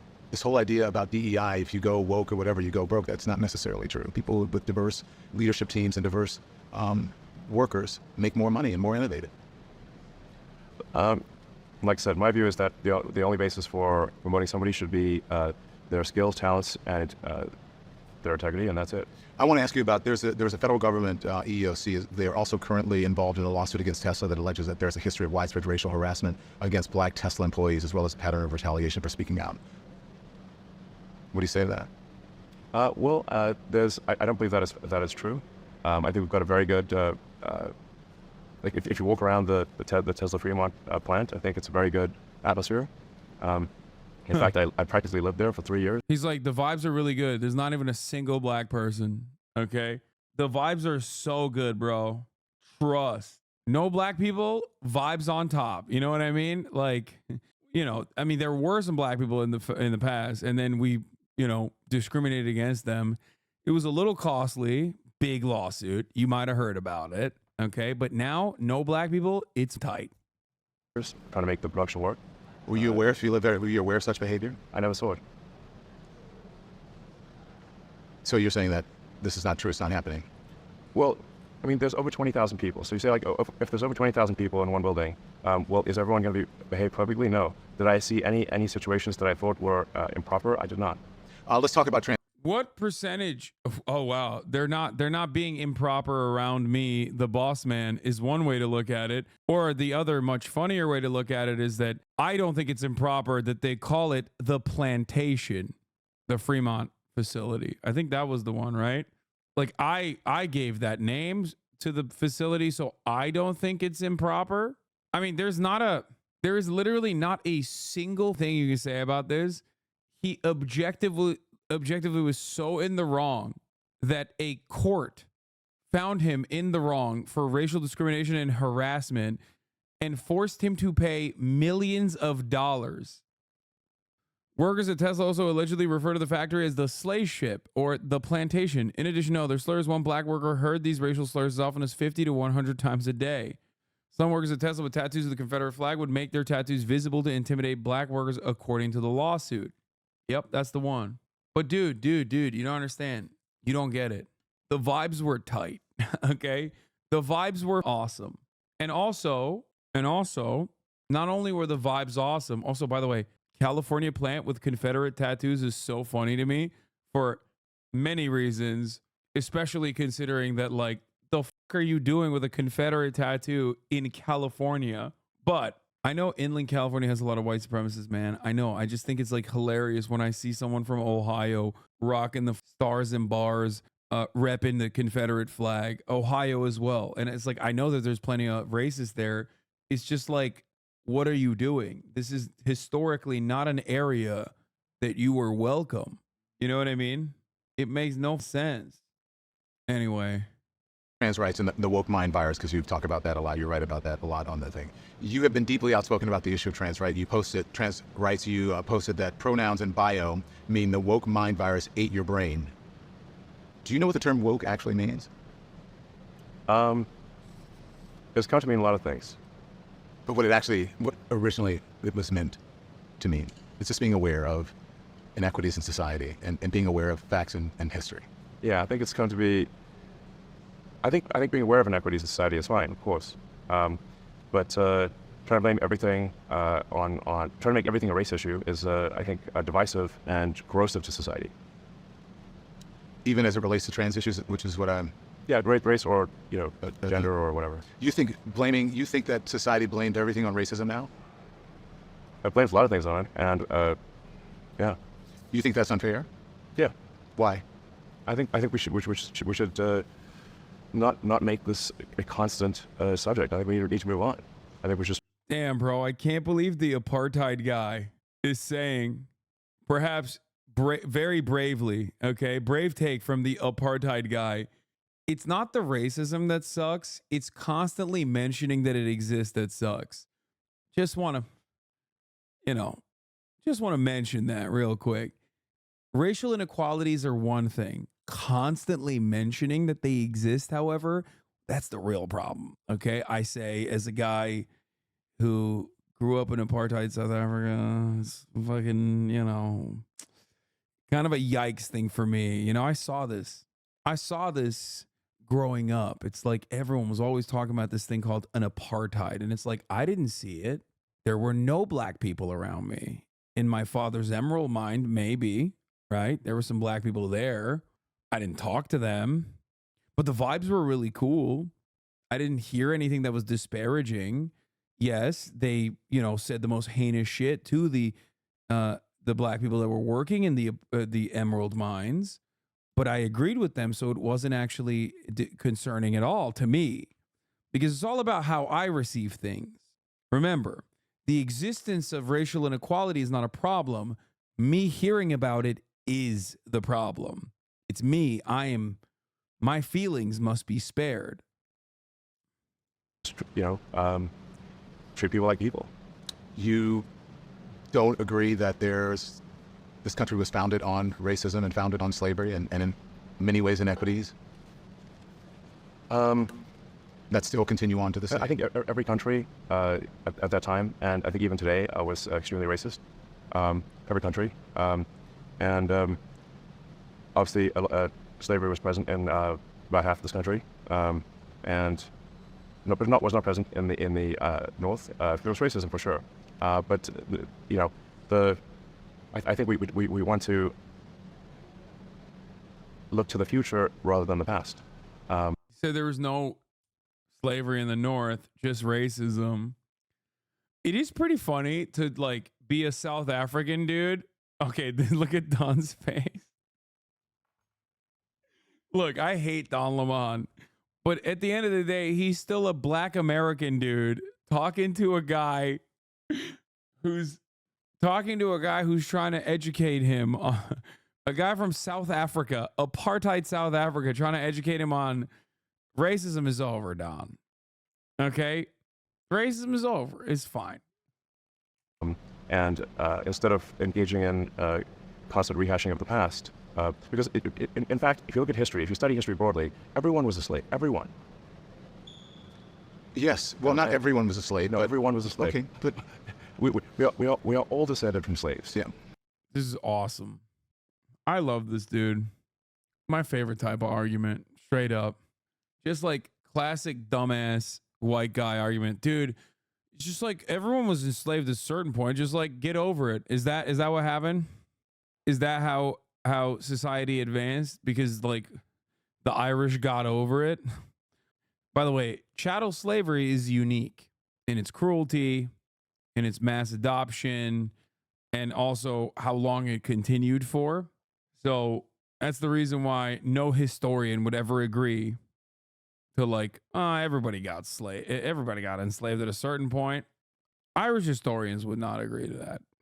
Okay? It's about continued material inequalities. It is about the gross human rights atrocities that were committed. For example, maybe you should ask Elon, like, okay, so the Holocaust happened. Would you tell the Jews to get over it? Or do you think that like Germany was wrong for offering reparations? You know?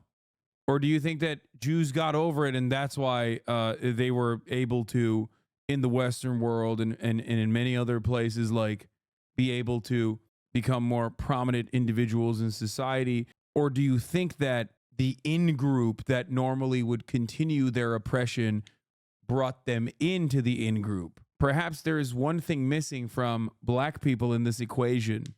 You know, being offered to be a part of the in-group. He probably thinks he probably best not to ask Elon about Jews. Yeah, I mean, I would like to hear his opinions on it. He did say that is exactly the truth to a guy saying Jews are bringing barbarian non-whites into the Western world. So maybe it is best that Elon doesn't respond to that question. Well, all of us. Yeah. So it's just a question of when. Was it more recent or less recent? That's it. Right.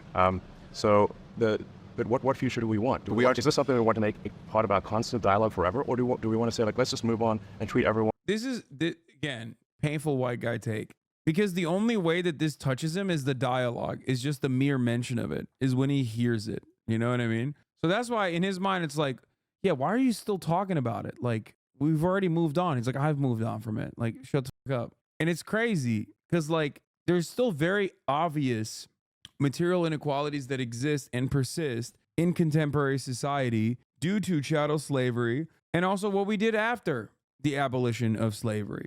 It's ridiculous to be like, oh, just move on, you know? I don't get it. Just stop talking about it. People wouldn't have to talk about it.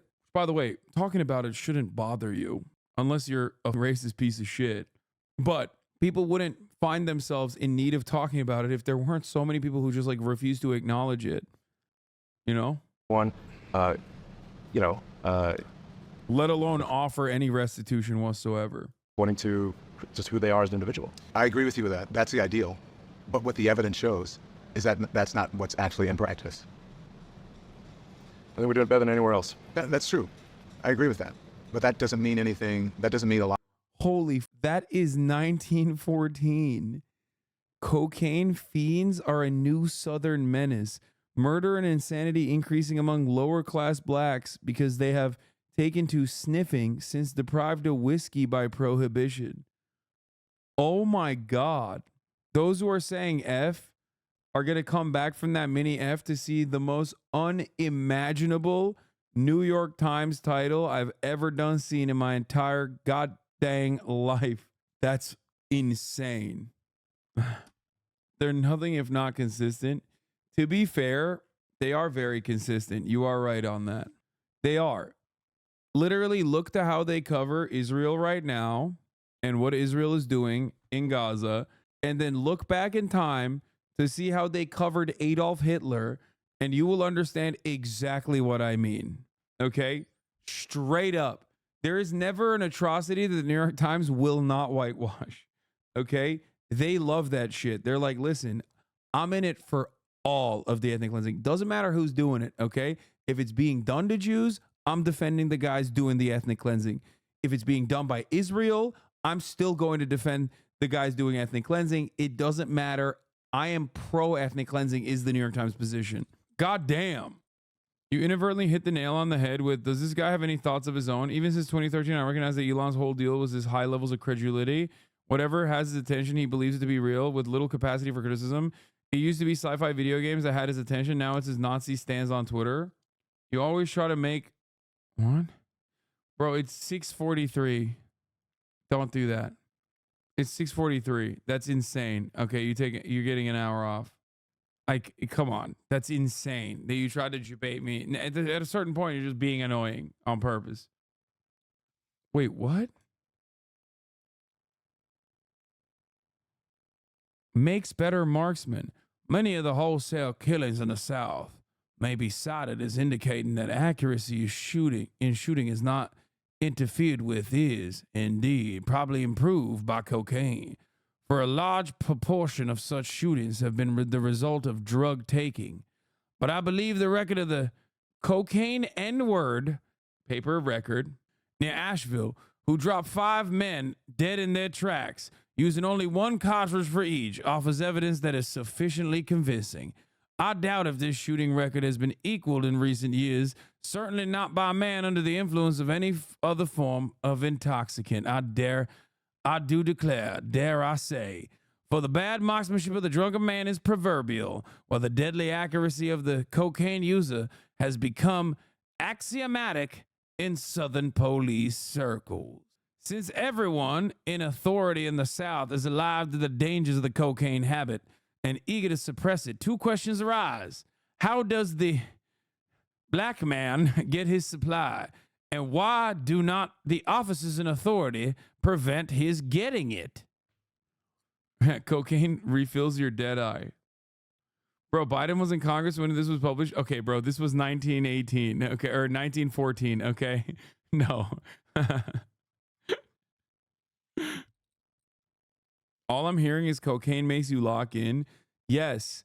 You want to know why you're hearing that? Because that is what they're saying. Because I don't think cocaine was illegal back then. That's the thing.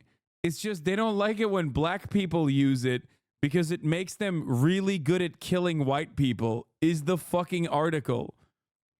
They literally are saying this medicine is making black people kill white people too good.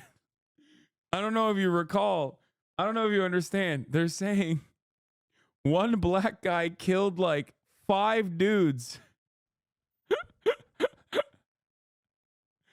Okay, 6 years after, someone said cocaine was made illegal in 1920. 6 years after this, they made it illegal. No. Bro hit the dead eye. Did a 1922 article advise not to worry about Hitler's anti-Semitism? An early New York Times report about Adolf Hitler woefully misjudged his virulence of anti-Semitism. Yes, they did. This is exactly what I was talking about earlier. I was like, look at what New York Times is saying now about like Benjamin Netanyahu. And then look at what they said about Hitler's anti-Semitism. New York Times on the 10th of February, 2015, re-released the first article they ever published about Adolf Hitler, who was the chairman of the Nazi Party. The story, dated in the 21st of November 1922, opened with this introduction. I read, "The New York Times gave its readers a first glimpse of Hitler in a profile that got a lot of things right. Its description of his abilities to work in a crowd on a fever pitch." Wait, oh, this is just like re-releasing it with notes. I want to see. No, man, I want to see the OG one. Okay, here. New popular idol rises in Bavaria. Hitler credited with extraordinary powers of swaying crowds to his will.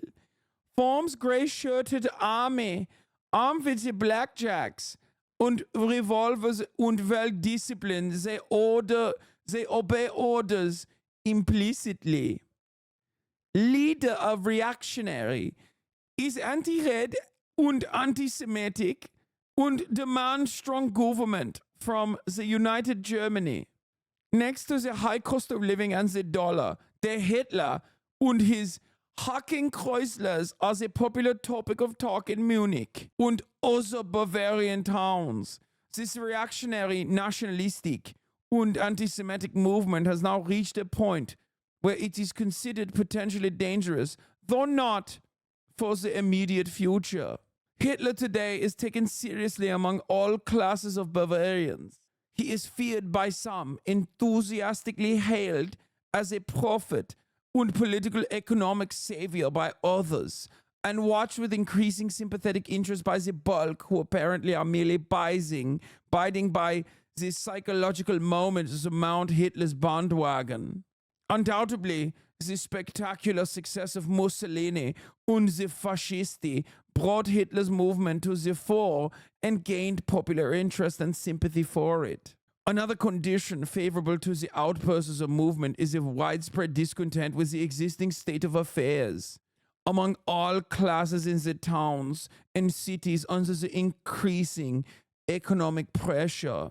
Hitler's Hakenkreuz movement is essentially urban in character. It has not yet caught a foothold among the hardy Bavarian peasantry and Highlanders, which would make it really dangerous. As a highly placed personage put it, Hitler organized a small, insignificant group of Nationalsozialists 2 years ago.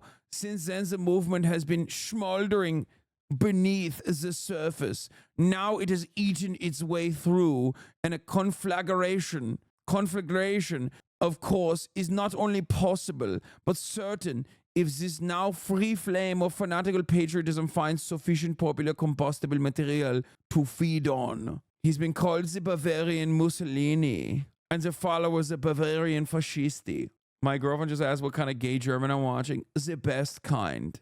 Hitler regrets he is unable to meet you as he is leaving town on important business for several days, was the answer received by the New York Times correspondent. His important business was going to Regensburg mit 3 special trainloads of Munich admirers for the purpose of holding a series of reactionary inflammatory meetings, and incidentally to beat up protesting socialists and communists with blackjacks, if any dare protest, which is becoming increasingly rarer. His simple method is first propaganda, and secondly, efficient organization. He personally conducts patriotly revival meetings for this purpose, often descending from his stronghold Munich on other Bavarian towns with special trainloads of followers. Where is it? In this article, they basically say he's probably simply making up the anti-Semitism, and he's probably not being serious, basically. A common soldier is distinctive evidence of the exceptional bravery and daring. To the Bavarian mentality, he walks away rough, shaggy, sound horse sense. And according to present Bavarian public opinion, a strong, active leader equipped with horse sense is the need of the hour. Hitler's program is less interest than his person and movement. His program consists of chiefly half a dozen negative ideas clothed in generalities. He is against the Jews, the communists, Bolshevism, Marxian socialism, separatists, the high cost of living, existing conditions, the weak Berlin government. The anti-Semitism stuff is in the third last paragraph in the right column. Like here. Hitler is credited with having a rapidly increasing following amongst the workers disgruntled by the high cost of living. It is also said many ultra-radicals, including communists, have flocked to his reactionary banner.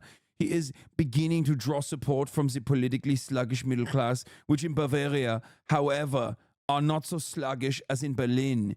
Even more significant, there is some active, more passive support, and to a still greater extent sympathetic interest for the Hitler movement amongst the Bavarian nationalists.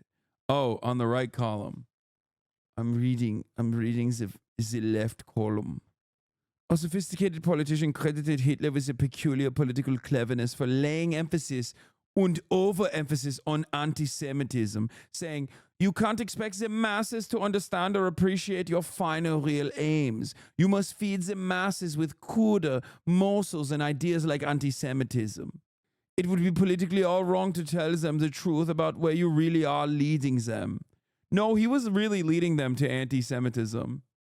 But several reliable, well-informed sources confirm the idea that Hitler's anti-Semitism was not so genuine or violent as it sounded, and that he was merely using anti-Semitic propaganda as a bait to catch the masses of followers and keep them aroused, enthusiastic, and in line for the time when his organization is perfected and sufficiently powerful to be employed effectively for political purposes. Oops! Turns out he wrote an entire book about this, and maybe he was being a little serious. It's a big oopsie from the New York Times. This was just an oopsie, right? An oopsie of sorts, yes. Of course, New York Times would never do the same oopsie ever again, time and time again. Every fascist throughout history, every single one since the beginning of New York Times has gotten exactly this kind of coverage from the New York Times. Exactly. I mean, there's a possibility he personally did not believe it. He absolutely, bro, if there's one guy who believed it, it's Hitler. Are you kidding me? Hello? That's the one guy who definitely believed it. Like, that is the most insane thing I've ever heard in my entire life, dude. It is so much more insane than thinking at the top of the hour there isn't a 3-minute ad break. When there is one. So don't fall for it. Subscribe for 5 German franc, right? Or for free if you have an Amazon Prime account that you can connect to your Twitch account, right? And that way you will no longer see the 3 Minuten ad break commercial. I think he meant the author who wrote the article. Yes, a little bit of motivated reasoning, yeah. Powerful figure saying a whole bunch of anti-Semitic things and anti-communist things, right? Judeo-Bolshevismus, right? Oh no, I only have Swiss franc. Deutsche Mark, not franc, sorry. Okay, shut up. It's Euro. It's Euro. The German franc. I f***ed up. Okay, whatever. Suck my dick. Okay, here's the 3-minute ad break now. Sucking my dick won't help you with avoiding the 3-minute ad break. Deutsche Mark francs were French, I think. If there's one guy that believed it, it was the Grand Mufti, as we learned from Benny Morris. Yeah. Who taught Hitler everything he knows. Yeah, here's another good article. This headline didn't age well. Jews voting for Hitler said to have played safe. Like, dude, I'm telling you, these motherfuckers, man. From a trustworthy source, the Times publishes a story which shows how some Chancellor Hitler's yes votes in the recent plebiscite were obtained. The head of the Jewish community in the village of 2,000 inhabitants in Hesse approached the... Wait, isn't this literally burgomaster before the plebiscite, according to the story, fearing the Jews would be blamed for any no votes? He promised that all the Jews would vote yes. As proof, he had arranged that they would mark the ballots with green pencils. Like, every article at the time is just like, what you have to remember is that, like, these articles at the time are documenting obviously historical facts. But one thing you have to remember is that the reason why I'm showing you this is because it tells you, like, what the New York Times' role is, what the New York Times' goals are, what the New York Times, like, what role it played historically and what role it still plays. Okay? That's what's really important. Oh my God, I just realized these were our newspapers instead of German newspapers. That's the reason why I'm showing you all this. Because like they play a role in normalizing some of the most horrific fascist tendencies because they're in a position of power in the Western world. Any kind of, from that same period, if you look to like our historic enemies or those we considered barbarian or lesser than, those we wanted to dominate, you will see identical, you will see like circumstances where the language changes dramatically, right? Not just normalizing their shit up, downplaying it. When it's a white country, when it's like in our sphere of influence that we are interested in, like maybe even aligning with, where we have like a bunch of German people that are also white, just like we are, right? The power structure dictates that you normalize their impact, that you downplay their severity, okay? But if it's like a brown country, or if it's like a black person in the South, even domestically, because 1914, it's not that far removed from what we were just reading. Like, think about the way that they were talking about black people in 1914 on the New York Times versus think about how they're like talking about Hitler and the threat Hitler presents. And that sentiment still exists. And in some instances, for the identical groups that we're talking about, no matter what the cruelty is, no matter what the actions are, if you are a nation that is in the sphere of influence of American or Western liberal capitalism, you will get the exact same kind of writing. They will defend you. They will normalize the cruelty. They will contextualize the violence and say it's acceptable and it has to happen. Okay. But if you are victim to said cruelty from one of our allies, then they will talk about how you're barbaric, how you kind of deserved it, how violence is the only language you understand. And the same goes for foreign adversaries, okay? Or countries that are outside of our sphere of influence at the time. The way that we write about China now, the way that we write about every other country on the planet that is not immediately in our sphere of influence, or the way that we write about like brown nations and shit like that, nations of the global south, it's very different than the way we write about the same kinds of cruelty that we see in the global north, okay? You contextualize the violence that happened under the USSR. Why are you such a hypocrite? Explain. I have the exact approach to American violence, like Allied violence in World War II, on both fronts. Beyond that, I do not contextualize the violence that happened under the USSR. So unless you are completely oblivious to my assessment, you are mistaken. You get it? Yes, you do. You said the 1956 revolution was a counter-revolution. Do you think I think it was appropriate? The USSR actions were appropriate? Because I don't. Unless you think like me memeing about tankies is like is serious. I like that you already figured out what my opinion is, and now you're mad that it doesn't correspond to what you thought it was. So now you're literally just continuing on with your narrative. I like that you came here. Asked me what my take was. I told you what it was. It literally was the exact opposite of what you thought it was. So now